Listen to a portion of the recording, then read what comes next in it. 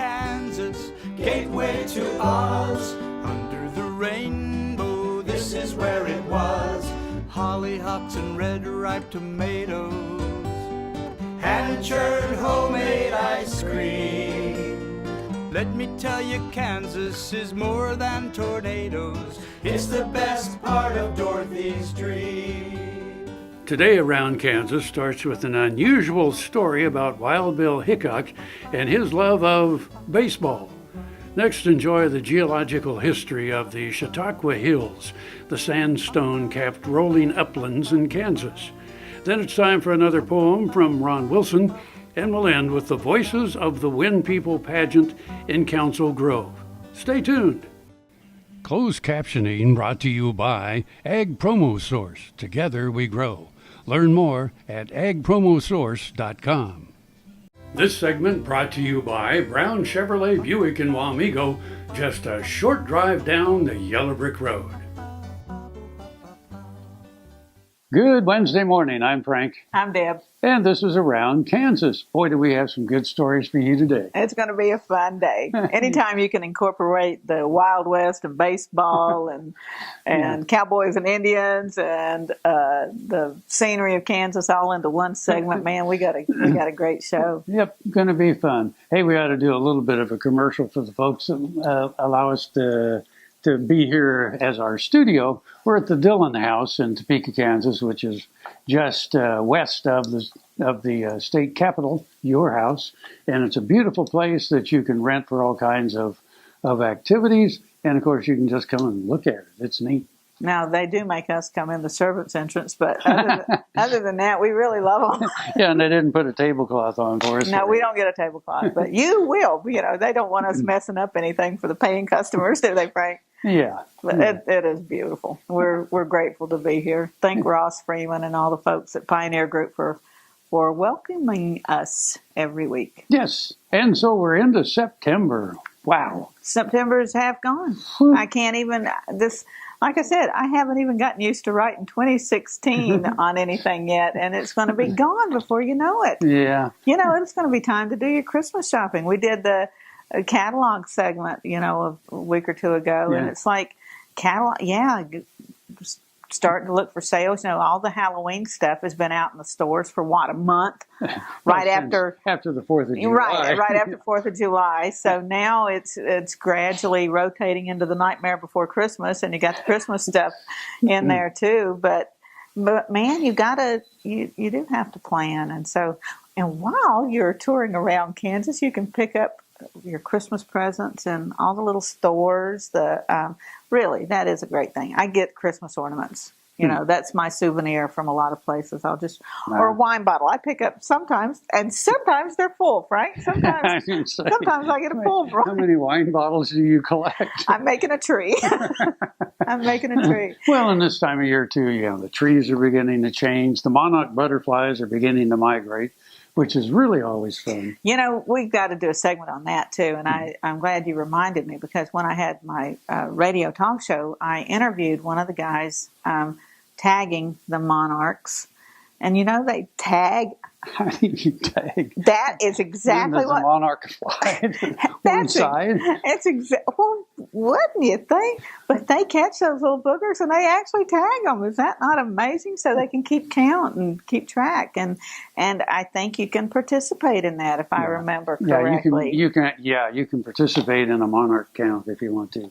So. And you can thank the kids. I don't know that I would trust my grandkids tagging butterflies. I think we might end up with a few squashed butterflies rather than tagged, but tag them, bag them. I don't know. Bag them, tag them. Is that how it goes on NCIS? Bag them and tag them. Tag them, yeah.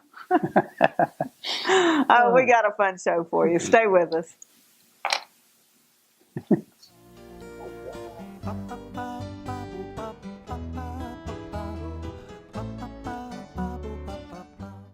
To see this show and past episodes of Ag AM in Kansas, go online to agaminkansas.com. Valley Vet Supply is devoted to providing information and professional quality products at reasonable prices. ValleyVet.com, ValleyVet.com, Valley Vet Supply. Lecompton. The name was splashed across newspapers throughout America and Europe. It was debated in the halls of Congress. Lecompton interprets its unique territorial history with 2 museums and other sites. Events throughout the year celebrate history and community. Experience the life of the mountain man, American Indian, trappers, and traders at the annual Bald Eagle Rendezvous, September 22nd, 23rd, and 24th. Spend the day in historic Lecompton, shopping, eating, savoring the rich history. Buying a car shouldn't be this hard. And at Brown Chevrolet Buick in Wamego, it isn't. It's actually awesome. Whether you want a new or used car or truck, Toby's team can make the deal. Even if you want to custom order a new car or truck, Toby's team can make the deal. See Toby's team at Brown Chevrolet Buick in Wamego. We're awesome. This segment brought to you by Kansas Regenerative Medicine Center. Your stem cells, your health, your life. And we're back. You know, we're going to have a segment on baseball, but, you know, Topeka has a vintage baseball team. They're called the Topeka Westerns, and they play baseball in the various styles depending on what decade and all of that that they decide when they show up at the field, and they say, okay, we're going to do 1872, and they go, okay, well, the rules are this and this and this. So anyway, you're going to do a story about Wild Bill Hickok. One of my favorite people. In a baseball game. So Is that? Can you make this up? I mean, you've got all my favorite people, you know, Buffalo Bill, all these guys, and you just don't put them in the same era with baseball. But of course, Abner Doubleday, who is credited incorrectly with having created baseball, was a Civil War veteran. We know they played baseball during the Civil War. We know that on some of the reservations, the American Indians played baseball. There's a record of some of those games, that some of the posts had baseball games. But to have Wild Bill Hickok, the legendary marshal, umpiring a baseball game, you can't make this stuff up. can you imagine that? Strike! You go, ah! Oh, never no, mind. Never mind. Never mind. Thank you, sir, for the call. Yeah, I bet there wasn't much heckling going on for that. And he was, I say this in the segment, but I'll go ahead and let you in on it. He was wearing his 6-shooters while he was umpiring. Can you imagine that? There goes the fly ball. Exactly. And if you've got, you need glasses, you know, boom, you know, that's. The thing is, he did need glasses. That's the problem. I don't think he was too bad yet. You know, by 76 when he died, he really did need glasses. But 72, I don't know. Maybe we can go back and see what the reports say. You know, were they yelling the umpire needs glasses? Let's take a look and see. Oh, boy. Hickok has many ties to Kansas and Missouri. His first job as a lawman was in Monticello. He became a legend in Abilene and Hays City. But not every day was marked by a gunfight. He sometimes squeezed in a little time for a baseball game.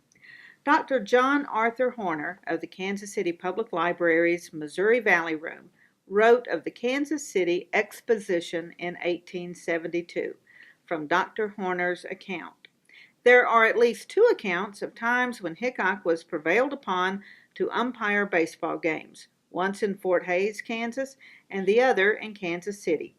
Hickok was quite a fan of baseball, which was just establishing itself as the national pastime. On August 12, 1866, the Kansas City Antelopes hosted the Atchison Pomeroys in a deciding game between the 2 clubs. There were intimations that there may have been favoritism in the officiating of the other games, since both teams had trounced the other when having home field advantage. In the game in Kansas City, the umpire had actually run for his life. For the 3rd game, Hickok was asked to officiate by both sides, since both thought Hickok had a better chance of not being swayed by the home crowd. When asked if he could be fair, Hickok said, "I'm a U.S. Deputy Marshal, not one of the local men. I got friends in Atchison like I got friends here. You got no call to wonder." When game day arrived, Hickok, having studied a borrowed rule book the day before, quietly took his place behind home plate. He was wearing both of his six-shooters. The encounter has been described as perhaps the most decorous game in the annals of baseball history. After the Antelope victory, 48-28, Hickok is said to have been taken back to Market Square in an open carriage pulled by a matched pair of white horses secured by deeply pleased Antelope fans. Thanks, Dr. Horner and the Kansas City Public Library for this story, and visit their website for even more amazing history.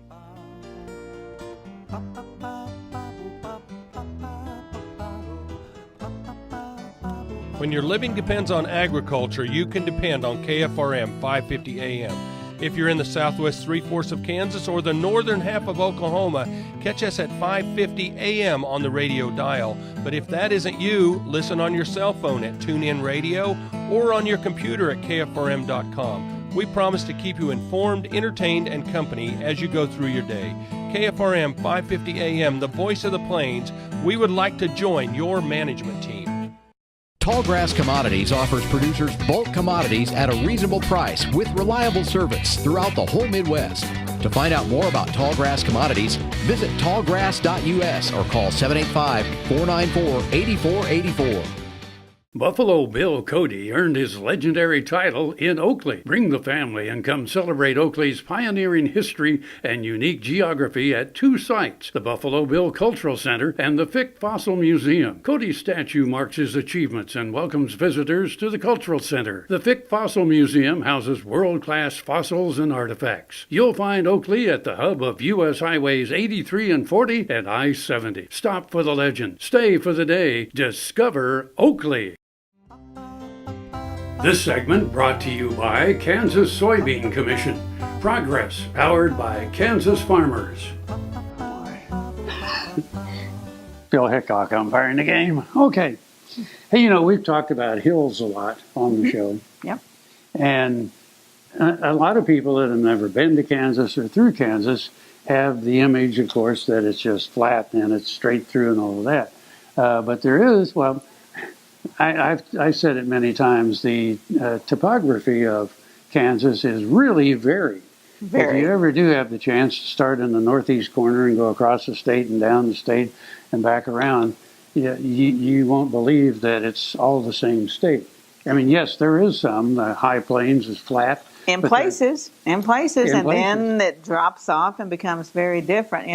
Over the past few weeks, we have crisscrossed the state. I can't count how many times for different events and picking up kids and grandkids. And my granddaughter, who lives in Israel, we were traveling along Highway 16 up through, Blaine and Westmoreland, and you cross north of Manhattan, Tuttle Creek and everything up there. And it's just like this. Greg Fox wrote this song, Counting Hills, because when he was a kid and they'd drive up there to visit family, his mom said, count the hills. And people laugh. Well, it's like this. It is just like a ribbon there. And my granddaughter's like, where's the flat Kansas? I know. It's like, wow. Yeah. Well, we're going to talk about a place that's called the Chautauqua Hills. And the thing is, it's up in northeast Kansas, and you're going to think you're in the Ozarks if you go there. It's amazing, totally amazing. And very pretty. Yeah. Stay with us.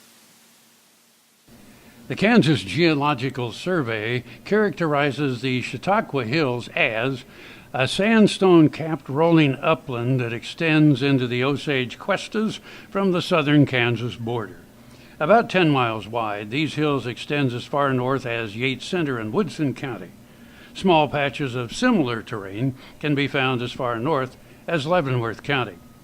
The Chautauqua Hills formed primarily in the thick sandstones of the Douglas Group during the Pennsylvanian period about 286 million to 320 million years ago. Rivers and streams flowed into the sea in this area. Sand and other sediments collected in the estuaries and at the mouths of rivers in deltas. Over time, the sediments were buried and compacted. The sands became sandstone and the muds became shale. Over millions of years, uplift and erosion exposed the sandstone and shale at the Earth's surface. Further erosion has dissected the area into a series of low hills capped by more resistant sandstone. Because of rock outcrops in this region, the hills are generally not cultivated, but are used instead for pasture. The Verdigris, Fall, and Elk Rivers cross the area in narrow valleys walled by sandstone bluffs. The Kansas Geological Survey says that the change in altitude in the region is never more than 250 feet. Even so, many visitors liken the area to the Ozarks, unlike many Kansas landscapes. Many of the hills are covered by stands of blackjack oaks, scrub oaks, and other hardwood species. The mix of medium-tall grasslands and scattered stands of deciduous trees is called the cross timbers by scientists who map vegetation. In Kansas, the extent of the cross timbers follows almost exactly the outline of the Chautauqua Hills.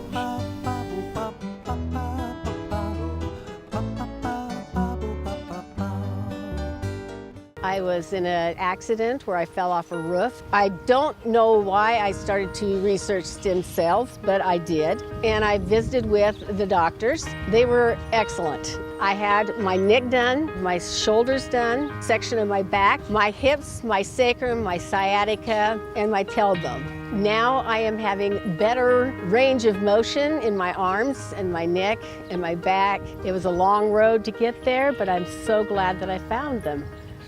Ag Promo Source is a unique group of marketing specialists with one mission: help your ag business grow. Each affiliate has their own area of expertise, and they work together to bring you advice, products, and services. To get started, visit agpromosource.com. Ag Promo Source. Together we grow.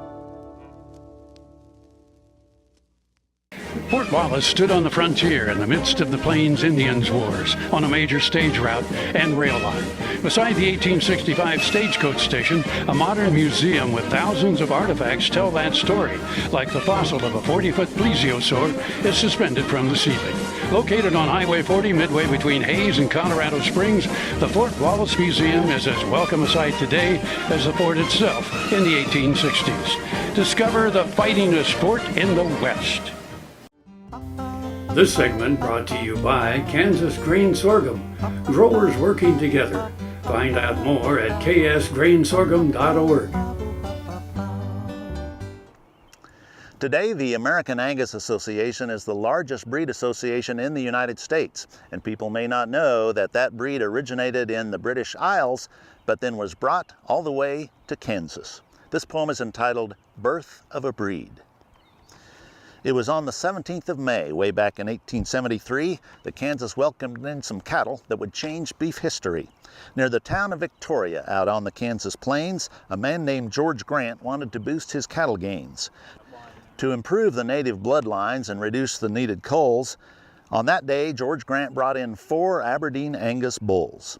Can you imagine the sight when those beefy cattle arrived, where nothing but shorthorns or rangy longhorns had survived? It must have been a funny scene that the neighbors thought contrary when those black-hided cattle arrived out on the Kansas prairie. But when those calves were born, then the farmer's opinion moved, because the influence of those bulls made the cattle much improved. The Angus breed developed and grew for all to see. The Angus Breed Association was formed in 1883. The American Angus Auxiliary was formed in 1952, supporting youth, showing, and scholarship and all the good they do. So like when George Grant brought those bulls here in that way, Angus bulls still bring improvement in cattle herds today. And since the hungry people of the world have protein as a need, we're thankful for this immigration of the Angus breed. Happy trails.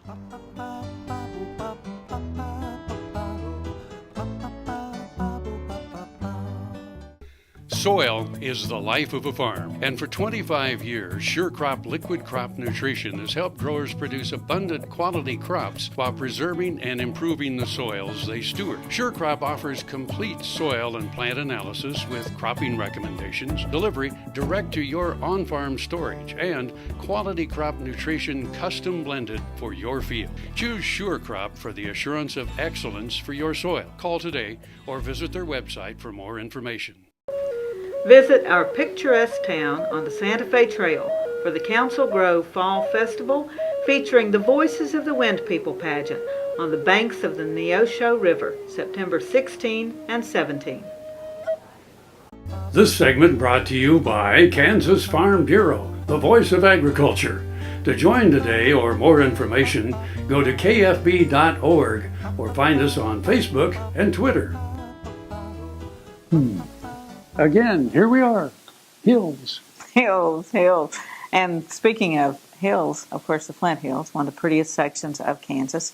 And this will be a great weekend to enjoy the Flint Hills down at Council Grove, which is one of my very favorite places in Kansas. I have very good friends down there, and Mary Honeyman, who used to be at the Commission, and Mark Brooks, who's there now, and of course we've got Frank and Judy Goodrich, who will be putting me and the doc up this weekend for the events down there, and Sharon Hahn is in charge of the Voices of the Wind People Pageant.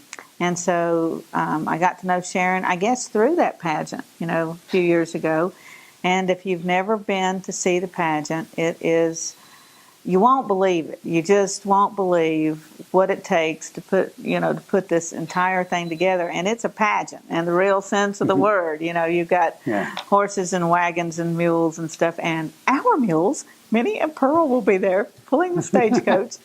Yeah, we had a cabin at the city lake there in Council Grove for a number of years in our younger days.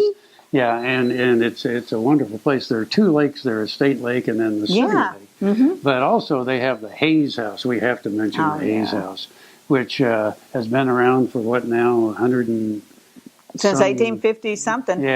Seth Hayes is a descendant of Daniel Boone. And of course, I grew up in Daniel Boone's stomping grounds in western North Carolina and Virginia. He came from Pennsylvania originally, wound up in Missouri, and his descendants were all over Kansas. So one son or grandson was an Indian agent here to the Kaw and the Osage, and so just a phenomenal history. And Seth Hayes is one of the characters in the play because he's so important to the history of Council Grove.